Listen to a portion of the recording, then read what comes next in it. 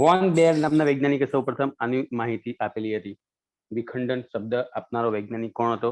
તો કે વોન બેર. વિખંડન એટલે શું? વિખંડનનો મતલબ શું થાય? જ્યારે ફલિત અંડકોષ કહીએ આપણે, ફલિત અંડકોષ હોય, એ ફલિત અંડકોષની અંદર ઝડપથી અને અંડકોષના કદમાં વધારો કર્યા વગર જ બહુકોષીય રચના અસ્તિત્વમાં આવતી હોય તો તેને કહેવાશે વિખંડન. ફલિત અંડકોષમાં ઝડપથી અને અંડકોષના કદમાં વધારો કર્યા વગર જ અંડકોષના કદમાં વધારો થાય જ નહીં એમ બહુકોષીય રચના અસ્તિત્વમાં આવે. બહુકોષીય રચના અસ્તિત્વમાં આવે તેને સમજી ગયા વિખંડન કહેવાય. વિખંડનની વ્યાખ્યા કીધી આપણે કે ભાઈ ફલિત અંડકોષમાં ઝડપથી અને અંડકોષના કદમાં વધારો કર્યા વગર, અંડકોષનું કદ એટલું ને એટલું જ હોય પણ અંડકોષની અંદર શું થાય, એક કોષની જગ્યાએ ઘણા બધા કોષો અસ્તિત્વમાં આવતા હોય તેને કહેવાશે વિખંડન. અને આ ક્રિયા સમસૂત્રી ભાજનની ક્રિયા છે. બહુકોષી અસ્તિત્વમાં આવ્યા તેના માટે સંભાજન થાય, અર્ધીકરણ નહીં. યાદ રાખજો, સંભાજનની ક્રિયાથી થશે આ ક્રિયા. ટૂંકમાં વિખંડનની પ્રક્રિયામાં એક કોષી યુગ્મન જ હોય, એમાં સંભાજનની ક્રિયા થાય, પરિણામે જટિલ બહુકોષીય રચના ઉત્પન્ન થાય. વિખંડનના પરિણામે, વિખંડન એટલે તૂટવું, બરાબર. એક જ કોષ હતો આપણી પાસે શરૂઆતમાં, ફલિત અંડક એક જ કોષ હતો, એમાં સતત સંભાજનની ક્રિયાથી કોષો તૂટ્યા, એમાં વધારો થયો, બરાબર. જેથી જટિલ બહુકોષીય રચના, તમે કે હું, આપણે અસ્તિત્વમાં આવીશું, આખો દેહ બનશે સજીવનો, બરાબર. અને વિખંડનના કારણે બનેલા કોષો જે હોય, વિખંડનથી બનતા જે કોષો હોય,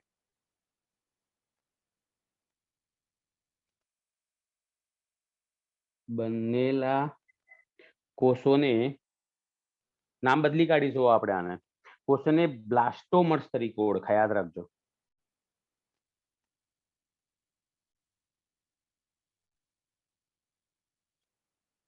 બ્લાસ્ટોમર્સ તરીકે ઓળખાશે, બરાબર. સામાન્ય સંભાજનની જે ક્રિયા થાય, મિટોસિસ, નોર્મલ મિટોસિસ થતું હોય, વિખંડનની જે ક્રિયા હોય, એ બંનેમાં કઈ ફરક હશે? યસ, ફરક ઘણો બધો છે, બરાબર. તો તમને તફાવત લખીને આપો કે વિખંડનની ક્રિયામાં સંભાજન થયું, નોર્મલ સંભાજનમાં સંભાજન થતું હોય, તો ફરક શું બંનેની અંદર? તો જુઓ, તફાવત લખીને જ કરી આપીએ આપણે, ફરક શોધીએ. એક બાજુ લખીએ આપણે વિખંડન, બરાબર, ક્લેવેજ તરીકે ઓળખાય, અને નોર્મલ સંભાજન એટલે કે સંભાજન, સામાન્ય સંભાજન, નોર્મલ જે આપણા શરીરમાં ચાલતું હોય ને અત્યારે એ સંભાજન. તો વિખંડન જે થતું હોય ને, એમાં જે નવા નિર્માણ પામેલા કોષોને, નવા નિર્માણ પામેલા કોષોને બ્લાસ્ટોમર તરીકે ઓળખાય. હમણાં જ આપણે વાત કરી, કહે છે વિખંડનમાંથી નવા નિર્માણ પામેલા જે કોષો ઉત્પન્ન થતા હોય એને કહેવામાં આવતું હશે બ્લાસ્ટોમર. જ્યારે સંભાજન કહીએ આપણે, તો સંભાજનમાં નવા નિર્માણ પામેલા કોષોને બાળકોષ કહે છે. બાળકોષ કહેવાય. બે બાળકોષો ઉત્પન્ન થાય, આપણે એવું કહીએ, બરાબર, બાળકોષો તરીકે ઓળખાય. અને આની અંદર શું થશે? આંતરાવસ્થા જે કહીએ, આંતરાવસ્થા જે ટૂંકી હોય, લાંબી નહીં, ટૂંકી, અને માત્ર આંતરાવસ્થામાં માત્ર એસ તબક્કો જ હાજર હોય, તબક્કો હાજર, બરાબર. જ્યારે અહીંયા ઊંધું છે, આપણે ખબર છે કે સંભાજનની અંદર જે 24 કલાક આપણે થતા હોય મનુષ્યની અંદર એક કોષમાં સંભાજન 24 કલાકમાં થતું હોય પૂર્ણ, તો 23 કલાક તો આંતરાવસ્થા ચાલે છે. એટલે આંતરાવસ્થા લાંબી હોય. 23 કલાક, 24 માંથી 23 કલાક તો આંતરાવસ્થા થઈ, બરાબર ને. અને 1 કલાક પછી ખાલી શું થશે? સંભાજનની ક્રિયા થઈ જશે. 2 બાળકોષો બનશે, પૂર્વાવસ્થા, ભાજના, ભાજનોત્તરા, અંત્યા એ રહી, બરાબર. અને બીજું, આ અંતરાવસ્થામાં તમામ તબક્કા હાજર હોય. તમને ખબર છે કયા તબક્કા? G1, S, G2, બરાબર. તબક્કા હાજર હોય, 3 સમજ્યા? તો આ બંનેમાં ફરક આટલો છે.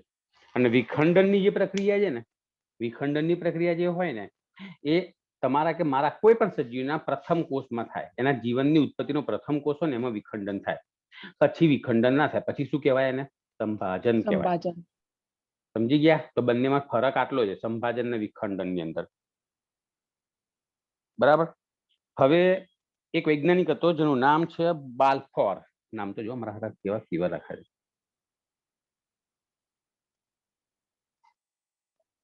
બાલ્ફોર, આનો અર્થ શું કર્યો તો રામ જાણે, એને નહીં ખબર હોય. આ નામના વૈજ્ઞાનિકે એક નિયમ આપ્યો હતો કે વિખંડનનો દર જડદીના પ્રમાણના વ્યસ્ત હોય. અમને એવું કીધેલું કે વિખંડનનો જે દર છે, વિખંડનનો સમય, દર એટલે સમય, જડદી એટલે એની આપણા જે ઈંડા હોય, કાલે જ વાતથી આપણે જડદી કોને કહેવાય, બરાબર. જડદીના પ્રમાણમાં વ્યસ્ત પ્રમાણમાં હોય. વ્યસ્ત પ્રમાણ આને ટૂંકમાં કેવું હોય તો વિખંડન ચલે છે 1 જડદી, એવું કહેવાય ને. વિખંડન ચલે છે 1 જડદી. મતલબ કે જડદી ઓછી હોય તો વિખંડનનો દર વધુ, જડદી વધુ હોય તો વિખંડનનો દર ઓછો. એકબીજાના વ્યસ્ત પ્રમાણમાં હોય બંને. સમજી ગયા? જડદીનું પ્રમાણ વધારે હોય તો અંડકોષના અંદરના ભાગે જે વિખંડનનો દર હોય ઓછો થઈ જાય. જડદીનું પ્રમાણ ઓછું હોય તો વિખંડનનો દર કેવો થાય? વધી જાય. કેનારો વૈજ્ઞાનિક કોણ હતો? બાલ્ફોર. Okay, that's all. વિખંડનની માહિતી આપી આપણે આ બધી, બરાબર. અને વિખંડનના કારણે ઉત્પન્ન થતા કોષોનું નામ આપણે કીધું. શું કહેવાય? બ્લાસ્ટોમર તરીકે ઓળખાય. કોષો જે આવેલા હશે ને બ્લાસ્ટોમર તરીકે ઓળખાય. અને ક્રિયાને બ્લાસ્ટુલેશન કહેવાય. વિખંડનની જે ક્રિયા ચાલ્યા કરતી હશે એને બ્લાસ્ટુલેશન તરીકે પણ ઓળખાય. હવે આપણને એમ થાય કે ભાઈ વિખંડનની ક્રિયા થઈ કેમ? વિખંડન શું કરવા થાય? તો નંબર 1, વિખંડનના કારણે એક કોષી યુગ્મનદમાંથી બહુકોષીય રચના અસ્તિત્વમાં આવી. મારા તમારા જીવનની શરૂઆત તો એક જ કોષથી થઈ હતી ને ભાઈ, જેને આપણે યુગ્મન જ કીધેલું. તો એમાં સતત વિખંડન થાય એટલે શું થાય? બહુકોષીય રચના અસ્તિત્વમાં આવવાની. પરિણામે તો 1014 કોષો પછી બનશે સંભાજનની ક્રિયાથી, બરાબર. શરૂઆત તો વિખંડને કરીને, બરાબર. એટલા માટે એક આ મહત્વ છે. બીજું, જ્યાં સુધી આ વિખંડનની ક્રિયા પતે ને ત્યાં સુધી જે ભ્રૂણ હશે એની રચના કે કદમાં કોઈ ફેરફાર થાય નહીં. મતલબ કે અવિભાજિત અંડકોષ હોય, ફક્ત શું થશે? કોષોની સંખ્યામાં વધારો થયા કરે. જેવી વિખંડનની ક્રિયા પૂરી અને જેવું તેનું સ્થાપન થઈ ગયું ગર્ભાશયમાં, પછી તરત જ વિખંડનમાં રહેલા જે કોષો હશે, બ્લાસ્ટોમર નામના જે સેલ આવેલા હશે, એ સેલ તાત્કાલિક વિભેદન પામશે અને નવા નવા અંગોનું નિર્માણ કરશે. લોકો અવાજ બહુ નીકળે, ખબર ના પડે. આપણે ઘરમાં એક રોડ પર બેઠા હોઈએ. હા, તો આ થઈ ગઈ વિખંડનની બધી સંપૂર્ણ માહિતી, બરાબર. હવે આપણે આગળ વધીશું આપણા ચોપડી પ્રમાણે. ચોપડીની અંદર કયો ટોપિક આવ્યો? જો 4 ગુણનો પ્રશ્ન છે પાછો. પેજ નંબર 53 પર. કયું છે પેજ નંબર? 53. 4 ગુણનો પ્રશ્ન છે. નામ શું છે એનું? ગર્ભધારણ અને ગર્ભાવસ્થાનો ગર્ભીય વિકાસ. એટલે કે છેલ્લો પ્રશ્ન આવ્યો. જો મોટો પ્રશ્ન છેલ્લો છે ખાલી, બરાબર. હવે પેલું ગર્ભનું સ્થાપન થયું, અહીંયા આપણે કાલ વાત કરી હતી કે આ ગર્ભનું સ્થાપન થઈ ગયું કહેવાય, બરાબર. સરસ મજાનું. હવે આ ગર્ભ સ્થાપન બાદ તરત જ પોષક કોષો જે આવેલા હશે, પોષક કોષોની માહિતી પણ આપણે કાલ કીધેલી હતી. જે પેલી ગર્ભકોષ કોથળી બની હતી એમાં જે બહારના કોષો હતા બહારના કોષો તરીકે ઓળખ્યા હતા. તો આ પોષક કોષો જે હશે એ પોષક કોષો ઉપર આંગળી જેવા પ્રવર્ધોનું નિર્માણ થાય. આંગળી જેવા પ્રવર્ધો બનવાની શરૂઆત થાય ધીમે ધીમે, બરાબર. અને એ આંગળી જેવા પ્રવર્ધોનું નામ પડશે જરાયુજ અંકુર. આનું નિર્માણ થાય. ટૂંકમાં પોષક કોષોમાંથી જરાયુજ અંકુર બનશે, બરાબર. અને એ જરાયુ અંકુર જે હશે એ ગર્ભાશય જે કહીએ, માતાનું જે ગર્ભાશય હોય એ ગર્ભાશયની જે રુધિર વાહિનીઓ હશે માતાની, એની સાથે ગર્ભ જે હશે એની પેશીઓનું જોડાણ કરી આલશે. જરાયુ અંકુરનું કામ શું છે? તો ગર્ભની પેશી વત્તા માતાના રુધિર, ગર્ભાશયમાં આવેલું રુધિર વાહિની જે હોય એમની વચ્ચે શું કરે? જોડાણ કરી આલે, ઘેરી આલે, કે જેનાથી શું થશે? ગર્ભ જે હશે એ માતાના શરીરમાંથી ધીમે ધીમે પોષણ મેળવવા માટેનું ચાલુ કરશે. એટલે કે એ જરાયુનું નિર્માણ થાય. પ્લેસેન્ટા કહેવાય. જરાયુ એટલે પ્લેસેન્ટા તરીકે ઓળખાય, બરાબર. આકૃતિ 13.12 માં બતાવેલું છે. જરાયુ અંકુરો શોધી કાઢો. મળ્યા? હા, મળી ગયું. બરાબર. એ જરાયુ અંકુરો જે હશે ને એ ગર્ભાશયની જે દિવાલો હોય એની સાથે પેલું ભ્રૂણ કહીએ, ગર્ભ કહીએ, એને જોડી આપે પેલી રુધિર વાહિનીઓ મારફતે. એટલે જરાયુ અંકુરોમાંથી શું થતું હશે? પ્લેસેન્ટાનું નિર્માણ થાય, એટલે કે જરાયુનું નિર્માણ થાય. અને એ જરાયુ શું કરશે? પેલા ગર્ભને પોષણ આપવાનું શરૂઆત કરી દે, બરાબર. અને પોષણ કેવી રીતે આવતું હશે? તો ગર્ભનાળ મારફતે. આકૃતિમાં બતાવ્યું છે ગર્ભનાળ જુઓ, રુધિર વાહિનીઓ સાથેનું ગર્ભનાળ કે જે બાળકમાં જોડેલું છે, બાળક છે એને જોડેલું છે, અને માતાના ગર્ભ સાથે જોડાયેલું છે, જુઓ, બરાબર. ઓકે. હવે આ જે જરાયુ હોય એનું કાર્ય શું? તો સિમ્પલ વસ્તુ છે કે ભ્રૂણ હોય, બચ્ચું હોય, હવે ભ્રૂણ શબ્દ બોલાશે, હવે ગર્ભ ના બોલાય. અંડવાહિનીમાં હોય ત્યાં સુધી ગર્ભ, ગર્ભમાં સ્થાપન થાય, ગર્ભાશયમાં સ્થાપન થાય ત્યાં સુધી ગર્ભ. હવે જેવું જરાયુ અંકુરણ બની ગયું, જરાયુ બની ગયું, એટલે હવે ભ્રૂણ શબ્દ બોલાશે. હવે એનામાં જીવ આવી ગયો ભાઈ, બરાબર. હવે ભ્રૂણ હત્યા કહેવાય. આપણે લખેલું હતું કે અમુક જગ્યાએ ભ્રૂણ હત્યા પાપ ગણાય, એવું બધું. ત્યાં તો ભ્રૂણ હત્યા એક ગેરકાયદેસર ગણાય છે, બરાબર. હવે ભ્રૂણ કહેવાશે. હવે બચ્ચું બનશે ધીમે ધીમે.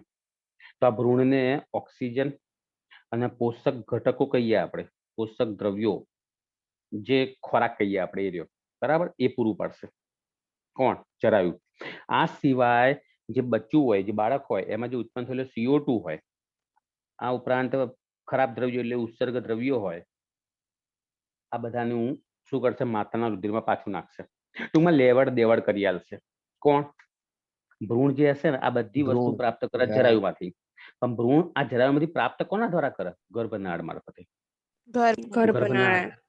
ગર્ભનાળ શું છે ખબર છે ને? પેલું નાયડો, બાળક જન્મે પેલું ડૂંટી નથી લાંબી લાંબી એની પાસે. હા, તો એ ગર્ભની જે ગર્ભ હોય ને, જે આપણે જે ભ્રૂણ કહીએ ને, એ બચ્ચું હોય ને, એ બચ્ચાની ડૂંટી અને માતાની ડૂંટી એમની વચ્ચે જોડાઈ જાય, ગર્ભનાળ કહેવાય એને. અને એના દ્વારા, આ ગર્ભનાળ દ્વારા જે ભ્રૂણ હોય એ ભ્રૂણ જરાયુમાંથી આ બધી વસ્તુની લેવડ દેવડ કરે, આ બધા દ્રવ્યોની લેવડ દેવડ કરશે. સમજી ગયા? જેથી ભ્રૂણનો વિકાસ સારો એવો થાય, સરસ મજાનો થાય. ઓકે. એક તો કામ આવ્યું છે એનું, ભ્રૂણને પોષણ આપવાનું જરાયુનું. આ સિવાય જરાયુ અંતઃસ્ત્રાવી ગ્રંથિ તરીકે વર્તે. હંગામી, હો, કાયમી નહીં, હંગામી, એટલે કે થોડીક વાર માટે. એમ અંતઃસ્ત્રાવી ગ્રંથિ તરીકે વર્તે. અંતઃસ્ત્રાવી ગ્રંથિ કયા કયા અંતઃસ્ત્રાવ ઉત્પન્ન કરતા હશે? આ તો ઘણા બધા અંતઃસ્ત્રાવો છે, જેમ કે એક છે HCG. મતલબ શું થાય? કે હ્યુમન કોરિયોનિક ગોનોડોટ્રોફિન, હ્યુમન કોરિયોનિક ગોનોડોટ્રોફિન. પછી આવશે HPL, આ રીતે જ લખાશે, H સ્મોલ, બાકી બધું લેટર જે હશે એ કેપિટલમાં લખવાના તમારા. હ્યુમન પ્લેસેન્ટા લેક્ટોજન, હ્યુમન પ્લેસેન્ટા લેક્ટોજન, બધાના નામ મોઢે કરવાના ફરજિયાત. આ સિવાય ઇન્સ્ટ્રોજન, પ્રોજેસ્ટેરોન, આ બંને તો અંડપિંડની દિવાલોમાંથી પણ ઉત્પન્ન થાય ને, જરાયુ પણ ઉત્પન્ન કરશે. એટલે HCG, HPL, ઇન્સ્ટ્રોજન, પ્રોજેસ્ટેરોન વગેરે જેવા અંતઃસ્ત્રાવો કોણ ઉત્પન્ન કરતું હશે? જરાયુ ઉત્પન્ન કરે છે. તો પરીક્ષામાં પૂછાય MCQ તરીકે, જરાયુ કયા કયા અંતઃસ્ત્રાવ ઉત્પન્ન કરે? તો નીચે ઓપ્શનમાં ABCD માં છાપ્યા હોય ગમે તે એક, કાં તો 4 4 3 લખ્યા હોય ને એકમાં તમામ લખ્યું હોય તમારે જોઈ લેવાનું 3 3 માંથી આ 4 માંથી ખરા બરાબર.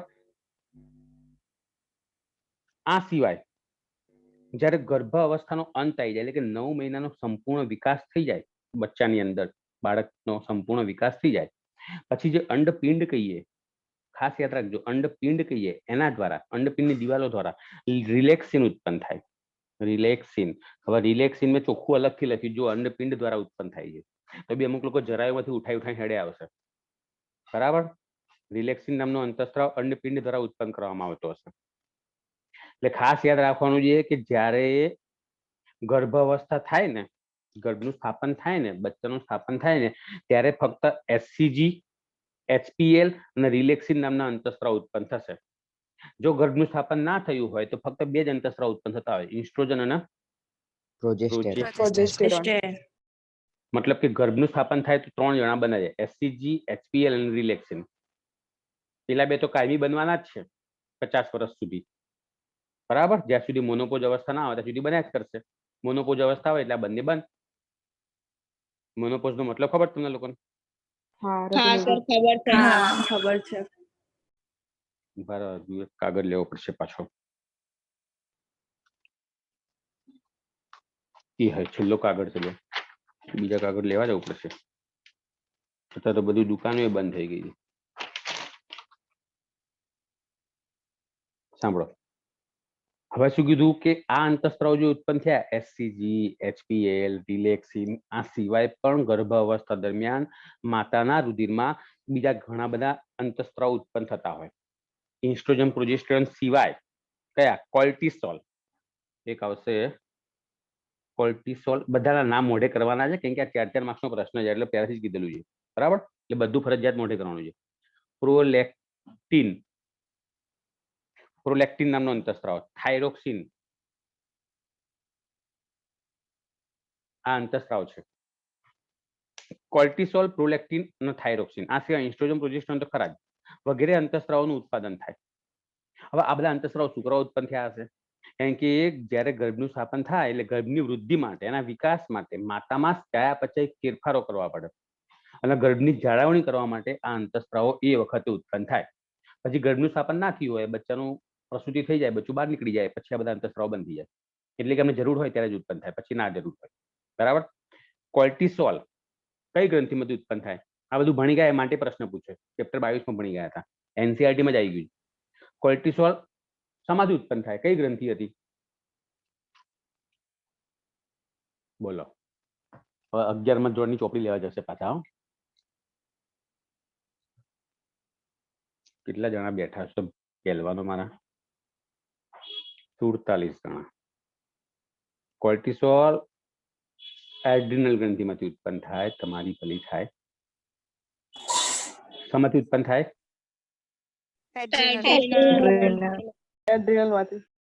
ભૂલી ગયા ને સાચું બોલો. હા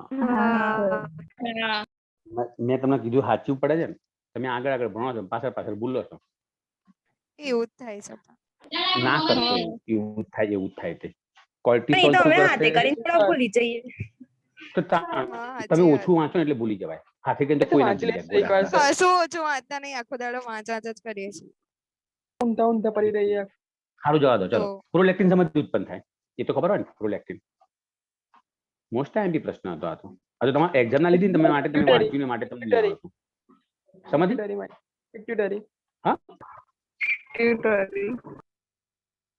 શું બોલે છે લી? હા પિટ્યુટરી ગ્રંથિમાંથી ઉત્પન્ન થાય. અગ્ર પિટ્યુટરી ગ્રંથિમાંથી ઉત્પન્ન થાય. શું કાર્ય કરે? માતાના શરીરમાં સ્તન ગ્રંથિનો વિકાસ કરીને દૂધનો સ્ત્રાવ કરાવડાવો.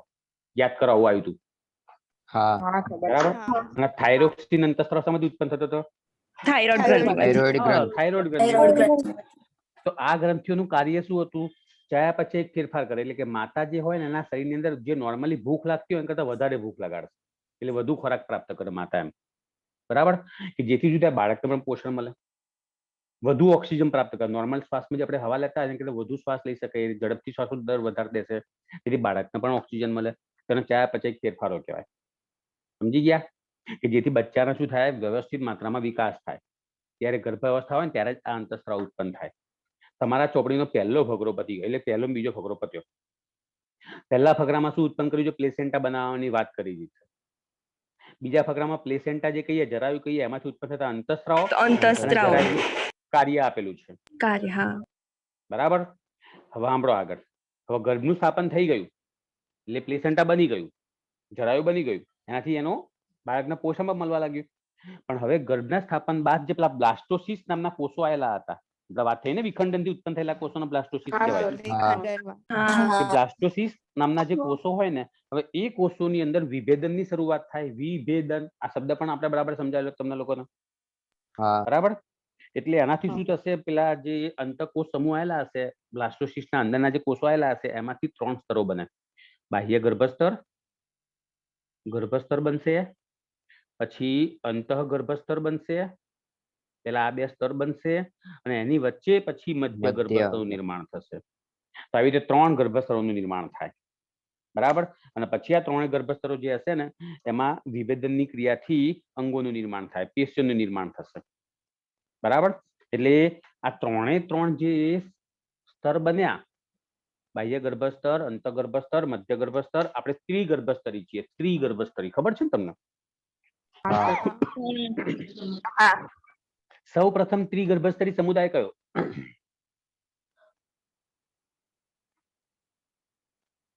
લ્યો, ગઈ ભેંસ પાણી में.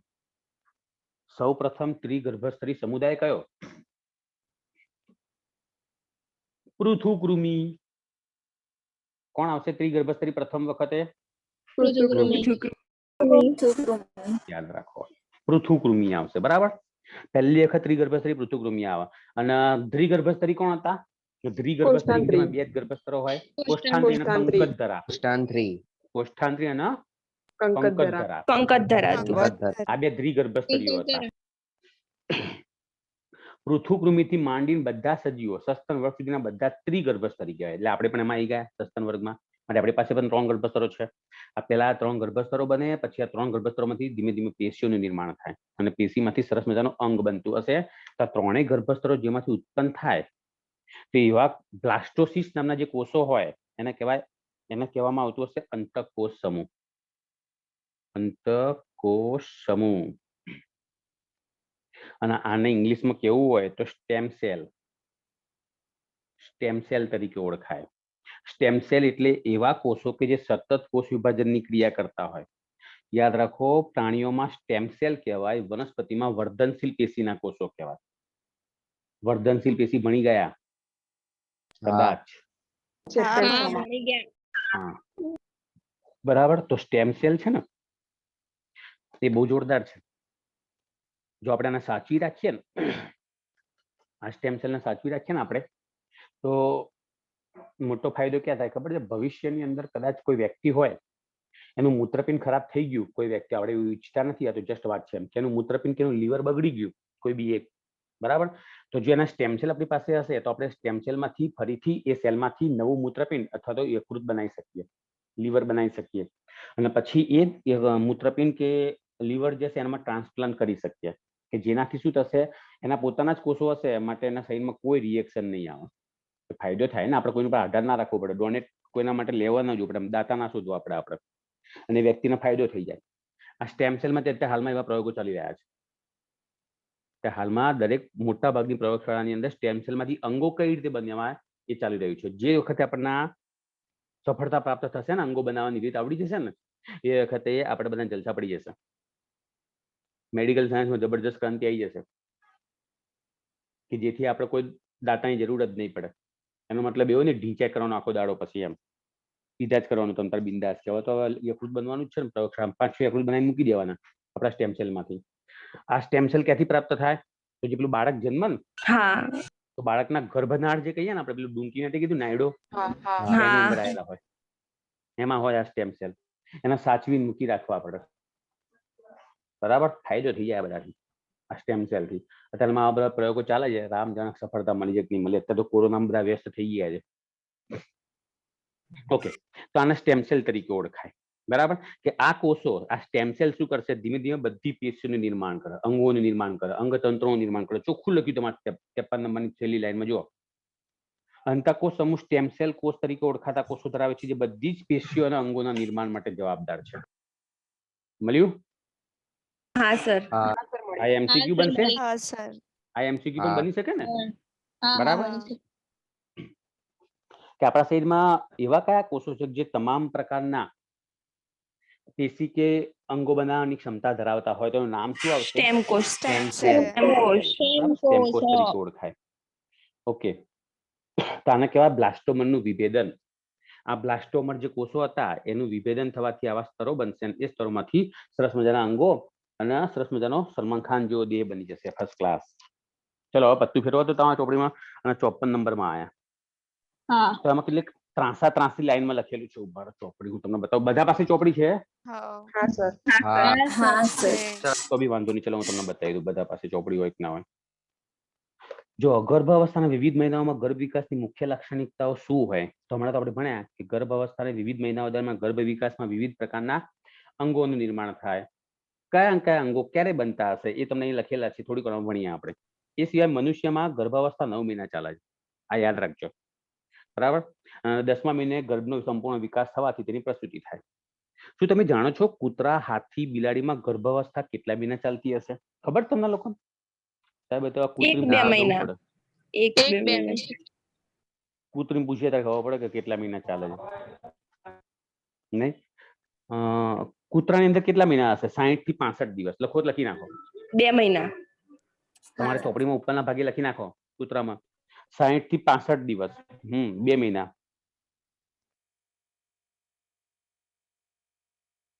અને હાથીનું સર? હાથી તમે વિચારો કેટલા મહિના હશે? 5 મહિના. 5 મહિના. વ્યાજબી બોલ, બિચારા હાથીને તકલીફ પડશે આવડે. 3 મહિના, 2 મહિના, 3-4 મહિના. 3 મહિના. 1 એટલે મહિનો. હાથી બનાવવાનું છે, કૂતરું નહીં બનાવવાનું. હાથી બનાવ. 8 મહિના. બનતા 10 મહિના થતા હોય તો તમે હાથી હા, 9 3 મહિના. મહિનામાંથી બનાવી દેવા. 15 મહિના. હા તો શરમ 15 આવી મહિના. 15 મહિના. 12 મહિના. 12 મહિના. 607 થી 641 દિવસ. ઓહો. 2 વર્ષ. શું સર કેટલા વર્ષ? 600 થી 607 થી 641 દિવસ. લખી દો. હાથીમાં વર્ષ બોલો ને સર. 607 થી 641 દિવસ. ખાલી 2 વર્ષ. હવે દિવસમાં ફેરવી કાઢ ને યાર. વર્ષમાં ફેરવી કાઢું કા ગભરાય છે? આટલું બધું હોય સર? 2 વર્ષ. હવે હા, એટલે હાથી બનાવવાનું બાપા. અમે ખબર તો પડે સર છે? વિચારીએ નતું એવું. હાથી તો નાનો જ હોય ને જન્મ ત્યારે તો. શું આદિ નાનો સાચી હોય? વાત તારા છે. કરતા મોટું હોય કે મદન્યું? વાત કરે. બિલાડી જ્યારે હાથી જન્મ્યું ત્યારે આપણા કરતા મોટું, આપણા જેટલું કદ ધરાવતો હોય, પુખ્ત વ્યક્તિના માનવ જેટલું, આપણા જેટલી હાઈટ ધરાવતો હોય, એ જન્મ્યું ત્યારે મદન્યું એવડું હોય. પછી એ તો હાથી બને. ખબર પડી? આપણે જન્મ્યા ત્યારે બહુ મોટા વૃદ્ધિ આદમી. કરી સર એને તો. કદી કોઈ જગ્યાએ આદમી ઉત્પન્ન થાય, સ્ત્રી ઉત્પન્ન થાય કે બચ્ચું ઉત્પન્ન થાય? કદી કઈ કોઈ સાંભળ્યું કે માણસની અંદર આદમી ઉત્પન્ન થયો? ડાયરેક્ટ 5-6 ફૂટનો આદમી બને? એવું હતું. તો હું એ જ કહું છું, કઈ મદન્યું બને છે. મદન્યું કેવડું મોટું છે, તો વાર તો લાગે ને બનતા એના. પછી કોણ છે? હા હા લાગે હા, લાગે. બિલાડી. બિલાડી. 62 થી 72 દિવસ. 2 62 થી મહિના. એમાં 2 72 જ દિવસ. મહિના. 2-2.5 મહિના જેવું થાય. બરાબર. તો આ તો આપણે કહી દીધું કે આમાં આટલા બધા દિવસ ચાલશે. સસલામાં લખી દો 28 થી 32 દિવસ. 1 મહિનાની આજુબાજુ. સસલામાં 28 થી 32 દિવસ. અને માનવમાં કેવું હોય તો દિવસમાં માનવના દિવસ કેવા હોય છે? 200 270 થી 290 દિવસ. 265. માનવમાં 265. 265 દિવસ. લખવાનું હું બોલું છું લી. 270 થી 290 દિવસ. લખ્યું? હા સર. હા લખ્યું. ટાઈગર લખો. એક ટાઈગર સેલામેન્ડર. ઉભા રહો, હું લખું અહીંયા. તમને હારો લખતા નહીં આવડે. ઉભયજીવી પ્રાણી છે સેલામેન્ડર. ઉભયજીવી લખાઈ પ્રાણી. દીધું સર.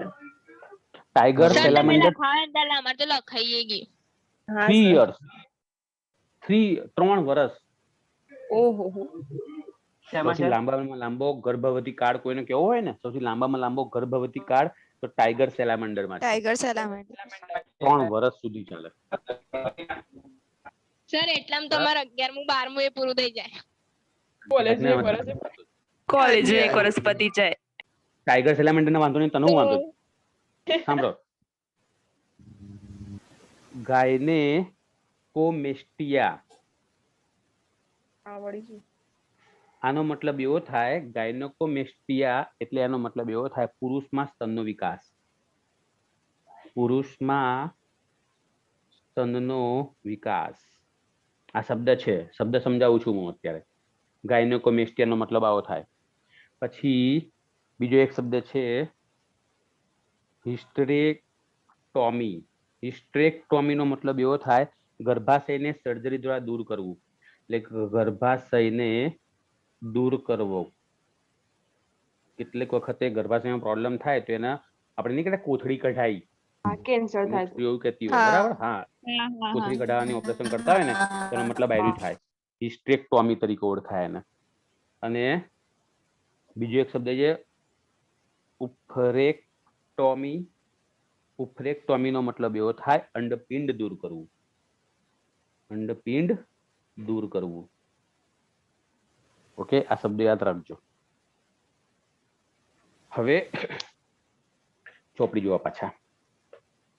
અહીંયા તમને એવું કીધું કે ભાઈ મનુષ્યમાં 1 મહિનાની ગર્ભાવસ્થા બાદ ભ્રૂણનું હૃદય નિર્માણ પામે છે. આ બધું એમસીક્યુમાં બહુ જ કામમાં આવશે, ધ્યાન રાખજો. વૃદ્ધિ પામતા ગર્ભની પ્રથમ નિશાની કઈ રીતે ખબર પડે કે બાળક જીવે છે અંદર, કે પ્રથમ નિશાની શું એની કે વૃદ્ધિ પામી રહ્યું છે? તો ટેથોસ્કોપ દ્વારા હૃદયનો અવાજ સાંભળવો. માટે ડોક્ટર છે ને કેટલીક ગર્ભાવસ્થાવાળી બહેનો હોય ને તેમના પેટ ઉપર ટેથોસ્કોપ મૂકીને સાંભળતો. આપણને કારો ડોક્ટર ગોળો થઈ ગયો લાગે છે, આ પેટ ઉપર શું સાંભળતો હશે? આમ પેટ ઉપર પેલા બાળકના હૃદયના ધબકારા સાંભળતા હોય સાહેબ ડોક્ટર, બરાબર? એટલે ખબર પડી જાય કે હા ભ્રૂણની આમ ધબકારા નોર્મલ હોય એટલે ખબર પડી જાય કે ભાઈ ભ્રૂણ સરસ રીતે વિકાસ પામી રહ્યું છે.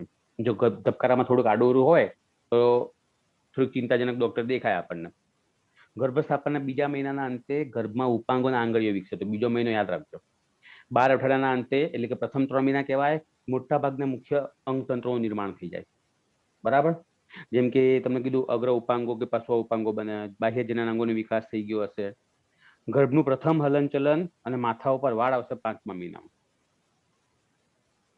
બીજા 24 અઠવાડિયા કહીએ આપણે, એના પછી આખું શરીર સૂક્ષ્મ વાળથી ઘેરાય, એટલે કે આપણે જે રૂવાટી કહીએ ને રૂવાટી આવવાનું ચાલુ થઈ જાય. આંખોના પોપચા અલગ થાય, પાપણોનું નિર્માણ થાય અને સંપૂર્ણ 9 મહિનાના બાદ ગર્ભનો સંપૂર્ણ વિકસિત થઈ જાય અને પછી એનો પ્રસવ થાય, ડિલિવરી થાય. તો આ એમસીક્યુમાં બહુ જ મહત્વનો ફકરો છે. આને ગર્ભ વિકાસ કહેવાય.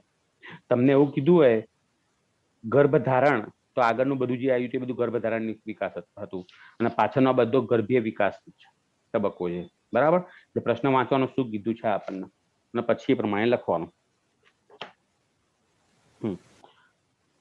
હજુ પણ એક્ઝેક્ટ તમારે જોવું હોય કે ભાઈ દરેકની અંદર કેવી રીતે થતું હશે વિકાસની ક્રિયા, તો હું તમને આખો એક ચાર્ટ લખીને મોકલી દઈશ કે ભાઈ પ્રથમ અઠવાડિયું હોય, પહેલું અઠવાડિયું હોય તો પ્રથમ અઠવાડિયાની અંદર શું થાય?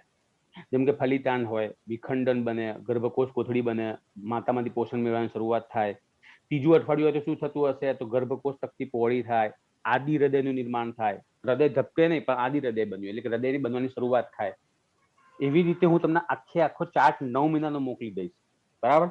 તમે કહો 7મા મહિનામાં શું થતું હશે? તો ભ્રૂણ જે હશે ને એ શક્તિશાળી રીતે ગોળ ગોળ ફરવાનું ચાલુ કરી નાખે. 7મા મહિનામાં આંખો ખોલે, એ બચ્ચું પેટની અંદર આંખો ખોલવાનું ચાલુ કરે, બરાબર? અને શ્વાસ ધીમે ધીમે લેવાનું ચાલુ કરશે, પણ હજુ આપણે જેમ શ્વાસ લઈ ના શકતું હોય. અને 1800 ગ્રામ વજન ધરાવતું બચ્ચું બની ગયું હોય, એનું ભ્રૂણનું વજન 1800 ગ્રામ જેટલું થઈ ગયું હોય, બરાબર? આનો આખો ચાર્ટ આવે છે, એ ચાર્ટ હું તમને મોકલી દઈશ. ઓકે, હવે પ્રસૂતિ, છેલ્લો ટોપિક આવ્યો, બરાબર? તમારા ચોપડીનો પ્રસૂતિ. ભાઈ સાંભળો, થોડીક વારમાં જ વિડીયો કટ થઈ જશે, 1-2 મિનિટની અંદર. તો ગભરાતા નહીં, ફરીથી હું લિંક મોકલીશ, એમાં રીજોઈન થઈ જજો, બરાબર? હવે દર વખતે આવું થશે. મેં ગૂગલ મીટમાં કીધું સાહેબને, પણ ગૂગલ મીટમાં એમ સાહેબ એવું કીધું કે ભાઈ અત્યારે મેથ્સનો પીરિયડ ચાલે છે. હા સર, આમાં ઝૂમ પર બરાબર જ છે, નહીં તો આમાં નેટ જ પતી જાય પછી. આજે આમાં નેટ જ નહીં રહે પછી. એ નહીં એટલે એમ નહીં, ગૂગલ મીટ ઉપર ગમે તે એક જ જણ લેક્ચર લઈ શકે ને એમ, કાં તો મેથ્સ કાં તો બાયોલોજી. હવે સાહેબ પહેલાથી ગૂગલ મીટ ઉપર લેતા રહે એટલે હવે નાના પડે ને આપણે. હા, મેં બરાબર પહેલાથી છે દોઢ ડાયો આપણે. થઈને ઝૂમ કહી દીધેલું. હવે એમ કહું કે સાહેબ મને ગૂગલ મીટ આપો તો કે તમે બહુ જબરા લે, તમારે પત્યું એટલે ચાલુ પડી ગયા કે ગૂગલ મીટ ઉપર. એટલે પછી આપણે આ રીતે એડજસ્ટમેન્ટ કરવું પડે. પહેલા ના બોલાય. શું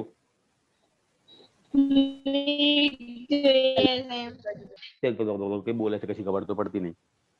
ચલો આગળ જોઈએ આપણે. 9 મહિનાનો સંપૂર્ણ વિકાસ થાય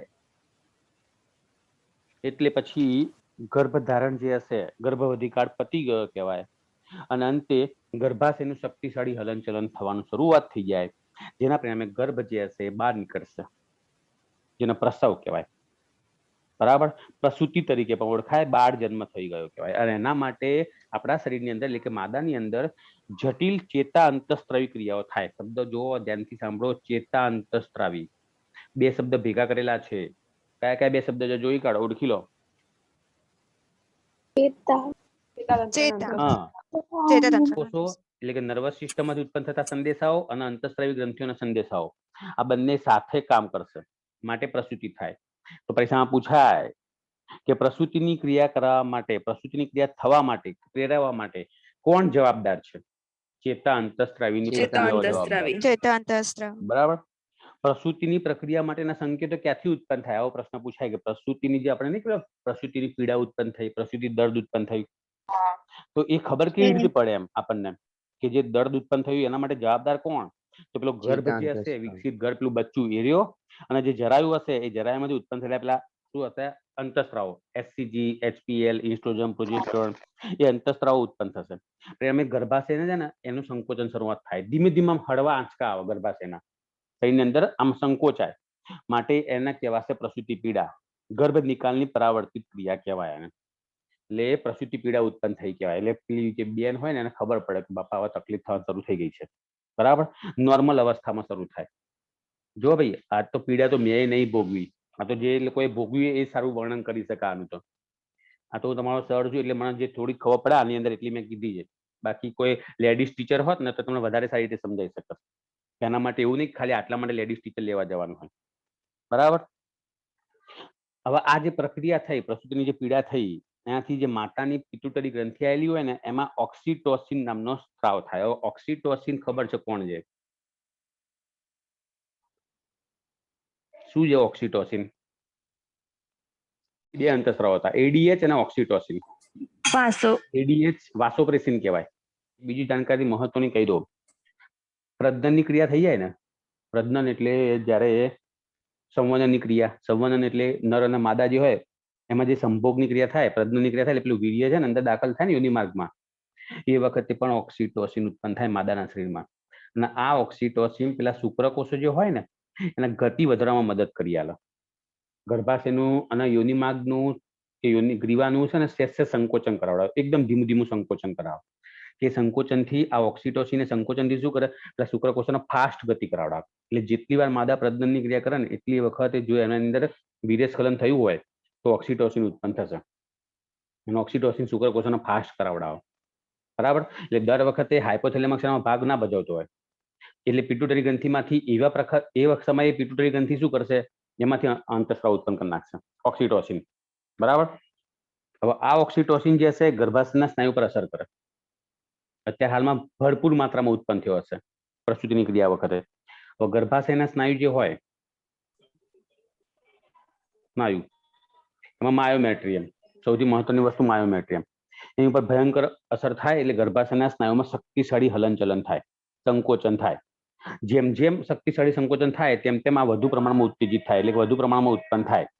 જેના પરિણામે આ શક્તિશાળી સંકોચનથી પેલું બાળક જે હોય ને એ પ્રસવ માર્ગ એટલે જન્મનળી કીધું ને આપણે, જન્મનળી એટલે ગ્રીવા અને યોનિ માર્ગને જોડતી નળી.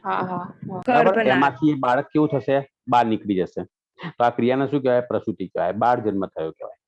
બરાબર. જે ગર્ભાશયમાંથી બાળક કેવું થાય? બહાર નીકળી જાય. હવે જેવું બાળક બહાર નીકળી ગયું તો આને પ્રસૂતિ કીધી આપણે. બહાર નીકળી ગયા પછી સ્તનગ્રંથિઓનો વિકાસ થાય પેલા માતાની અંદર. સ્તનગ્રંથિઓની અંદર વિભેદીકરણની શરૂઆત થાય, એટલે કે સ્તનગ્રંથિઓમાં જે સ્તનપુટિકાઓ આવેલી હશે, સ્તનગ્રંથિમાં જે સ્તનપુટિકાઓ હતી એમાં દૂધ સ્ત્રવણની ક્રિયાની શરૂઆત થાય, દૂધ ઉત્પન્ન થવાની ક્રિયા થાય. તેથી પેલું બાળક જન્મેલું હોય એને શું થાય, ખોરાક એના પોષણ માટે એની માતાનું જે દૂધ હોય એને મળી રહે, બરાબર. અને જ્યાં સુધી દૂધ શ્રવણ થાય, મતલબ કે જ્યાં સુધી માતા બાળકને સ્તનપાન કરાવતી હોય તેને કોલેસ્ટ્રોમ તરીકે ઓળખાય. દૂધ ઉત્પાદનનો જે સમયગાળો હોય ને એને કોલેસ્ટ્રોમ તરીકે ઓળખાય. અને એમાં ઘણી બધી એન્ટીબોડી હોય, દૂધની અંદર ઘણી બધી એન્ટીબોડી હોય જે બાળકને શું કરશે, રોગો સામે રક્ષણ આપવા માટે મદદ કરશે, બરાબર. એટલા માટે શરૂઆતનો જે સમયગાળો હોય ને એ બાળકના સારા એવા વિકાસ કરવા માટેના સ્તનપાન જરૂરી છે, સારા સ્વાસ્થ્ય માટે. ડોક્ટરો ચોખ્ખું કહે છે, બરાબર. પણ અમુક લોકો શું કરાવતા હોય, બાળકને સ્તનપાન નહીં કરાવતા હોતા. શું કરવા માટે કે ફિગર બગડી જાય. એટલે હારા ફિગર તારી બાજુ મૂક, તારા છોકરાની પથ્થર લગડી જશે. અત્યારે હાલમાં તો એવું પણ સાબિત થયું છે કે કોરોનાની રસી કોઈ માતાએ લીધી હોય ને અને જો એ સ્તનપાન કરાવતી હોય ને તો એ સ્તનપાન દ્વારા એટલે કે દૂધ દ્વારા એક રસીની એન્ટીબોડી પણ શું થાય, બાળકની અંદર જાય છે. હાર્ડ ઇમ્યુનિટી કહેવાય આને. જેથી બાળકને તૈયાર એન્ટીબોડી મળે રોગો સામે, કોરોના સામે રક્ષણ મેળવવા માટે. એને રસી લેવાની જરૂર જ નહીં પડતી, બરાબર. તો આ ફાયદા થાય છે સ્તન ગ્રંથિના કારણે, સ્તનપાનના કારણે. Okay, that's all. આ થઈ ગયું તમારા ચેપ્ટરની પૂરી માહિતી. મતલબ કે ચેપ્ટર 3 પતી ગયું. કોઈને કોઈ પ્રશ્ન પૂછવો હોય તો બોલો. સર આ ક્વેશ્ચન કેટલા માર્ક્સ નો છે? પ્રસૂતિ અને દૂધ શ્રવણ ના હું હા ચાર સાંભળી લો. 90% MCQ સમજી ગયા. અને જો એક 10% ની વાત કરીએ તો 3 માર્ક્સનો પ્રશ્ન બને પ્રસૂતિ અને દૂધ શ્રવણ. કોઈ બી એક પ્રશ્ન પૂછો, પ્રસૂતિ પૂછે 3 માર્ક્સની અંદર. હવે સાંભળો કેટલીક મહત્વની માહિતી. માનવ કહીએ આપણે, માનવ અંડપિંડ નું કદ કેટલું? માનવમાં અંડપિંડનું કદ લખવું હોય તો લંબાઈ ગુણ્યા પહોળાઈ ગુણ્યા જાડાઈ. હવે 3 વસ્તુ લખીએ તો 3 થી લંબાઈ 3 થી 3.5 સેન્ટીમીટર. સેન્ટીમીટરમાં જ આવશે.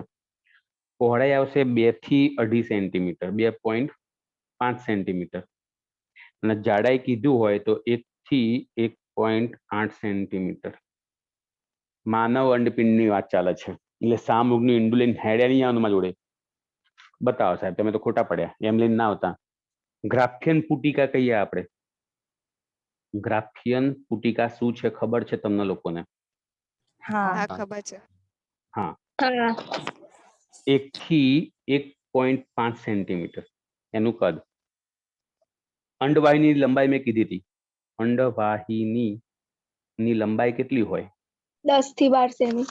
હા, 10 થી 12 સેમી, બરાબર. આગળ વધીએ. તમારું વાર છે ને લેક્ચર ની તો? હા 15 મિનિટ. બસ તાન બહુ થઈ ગયું.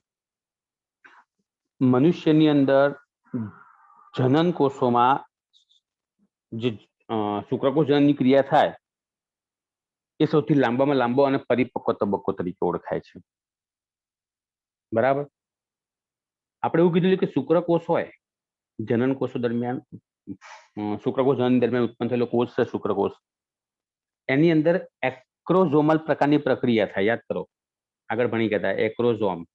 આ એક્રોઝોમ જે ઉત્સેચક છે રહ્યો, આ ઉત્સેચક કોના દ્વારા નિર્માણ પામતો છે આવું પૂછાય તો યાદ રાખો, ગોલ્ગી કાય દ્વારા આનું નિર્માણ થાય. અને એ ભાઈ શું કરે, શુક્રકોષોને અંડકોષમાં પ્રવેશવા માટે હેલ્પ કરે, મદદ કરે, બરાબર. સૌથી મોટો ઈંડું, સૌથી મોટું અંડકોષ કોનો હોય તો શાહમૃગ. શાહમૃગ ખબર છે? ઉડી ન શકે તેવું પક્ષી છે, બરાબર. 16 સેન્ટીમીટર એનું જે ઈંડું કહીએ ને એ 16 સેન્ટીમીટર નું હોય છે, બરાબર. અને આ તો સૌથી મોટું કીધું, એમ મોટાની વાત છે. પણ સૌથી નાનું કે તો સૌથી નાનું કોનું આવતું હશે પક્ષીઓમાં? નાનામાં નાનું ઈંડું હમિંગ બર્ડ. આ શબ્દ પણ તમારે એક આવી ગયેલો હતો. સૌથી નાનું પક્ષી હા, નાનું પક્ષી પણ શેમાં આવી ગયું હતું? Humming bird. ચેપ્ટર 1 માં ગુંજન પક્ષી. ગુંજન પક્ષી ચેપ્ટર 2 માં પરાગનયનની ક્રિયા. હા, પરાગનયનની ક્રિયામાં આવ્યું. હમિંગ બર્ડ એનું સૌથી નાનામાં નાનું ઈંડું જોવા મળે. ઓકે, માનવની અંદર જે અંડકોષ ઉત્પન્ન થાય 14મા દિવસે આપણે કોઈ જો અંડકોષ પાસ થાય અને અંડકોષ ઉત્પન્ન થયો તો કેટલા કલાક સુધી એ જીવી શકે? એનું આયુષ્ય શું? માનવ અંડકોષ નું આયુષ્ય, જીવનકાળ. આયુષ્ય તો દરેક વસ્તુની હોય. કેટલું હશે ખબર છે? 48 કલાક. 48 કલાક સુધી અંડકોષ તે અંડવાહિનીમાં રહે, પછી તરત જ એ વિઘટન થઈ જશે. ઓકે, હવે કોઈ શબ્દ હોય તો કહો. જો કહેવા કંઈ છે નહીં, મારે તમને કહેવા જેવું મોટા ભાગે મેં કહી જ દીધું છે તમને લોકોને. હવે મારે તમને એક ખાલી પેલું મોકલવાનું રહેશે. પેલા હમિંગબર્ડની લંબાઈ પેલા 9 મહિનાનું બધું. હજુ યાદ આવ્યું મને. જો માનવ શુક્રકોષ કહીએ ને આપણે, હમિંગબર્ડની બાજુમાં લખી દો સૌથી નાનું ઈંડું. હા, નાનું ઈંડું, સૌથી નાનું ઈંડું, બરાબર, એની પાસે છે હમિંગબર્ડ. માનવ શુક્રકોષ કહીએ ને, એની લંબાઈ 60 માઇક્રોમીટર છે. 60 માઇક્રોમીટર. બોલો કેટલું સૂક્ષ્મ લેવલનો કહેવાય, નરી આંખે જોવાય પણ નહીં, બરાબર. અને એમાં પાછી ખાસિયત શું ખબર છે? આની અંદર લાંબો, માનવ શુક્રકોષ 60 માઇક્રોમીટર લાંબો હોય, તેમાં 55 માઇક્રોમીટરની તો ની પૂંછ આવેલી હોય. વિચારી લો.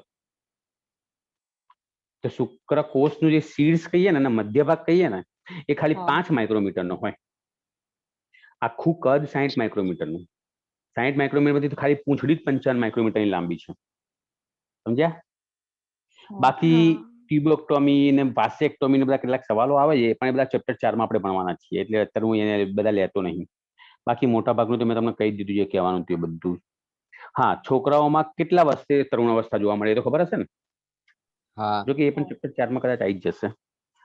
છોકરાઓની અંદર કેટલા વર્ષે તરુણ અવસ્થા જોવા મળે? 14 થી 15. 13. 11 થી 14 13 વર્ષ. વર્ષની અંદર. અને સોડીઓમાં, છોકરીઓમાં 13 થી 14. 12 થી 13. બધી થોડુંક આગુ પાછું રહે છે, થોડુંક આગુ પાછું જાયા કરતું હોય, ચાલ્યા કરે, બરાબર.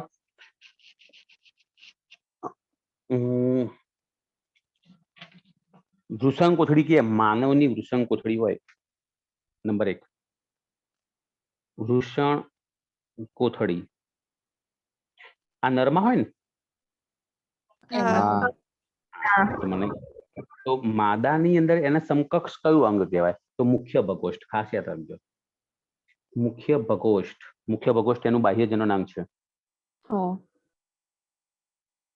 એ આને સમકક્ષ કહેવાય વૃષણ કોથળીના, બરાબર. પછી શિશ્ન કહીએ, નળમાં આવેલું શિશ્ન, એને સમકક્ષ કેવું હોય માદાની અંદર? બક્ષિષ્ણિકા. બક્ષિષ્ણિકા. બક્ષિષ્ણિકા.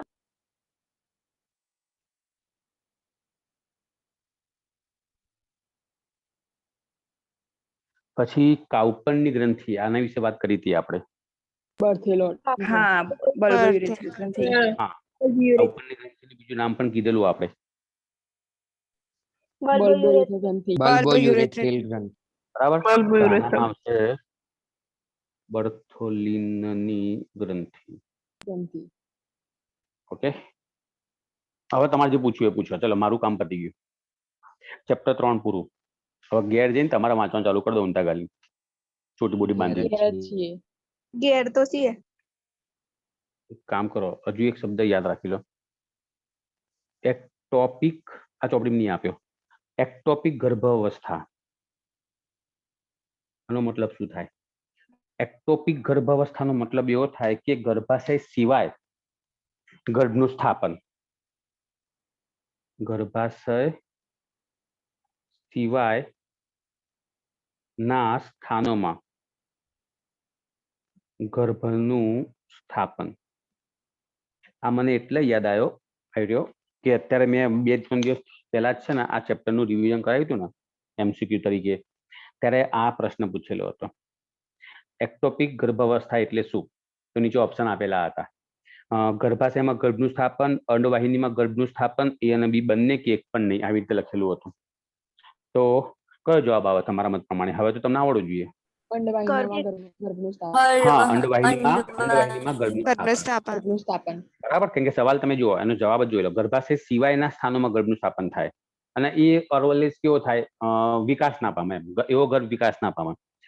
ગર્ભાશય સિવાય ગર્ભનું સ્થાપન થાય અન્ય અંગોમાં તો એ ગર્ભનું વિકાસ થાય જ નહીં, એ નાશ થવાનો ગર્ભ લાંબા ગાળે. બરાબર, ઓકે, ધેટ્સ ઓલ. કોઈ પ્રશ્ન કરો? ના. ના. ના. તો હવે આપણે ચેપ્ટર નંબર 4 ચાલુ કરીશું. બરાબર.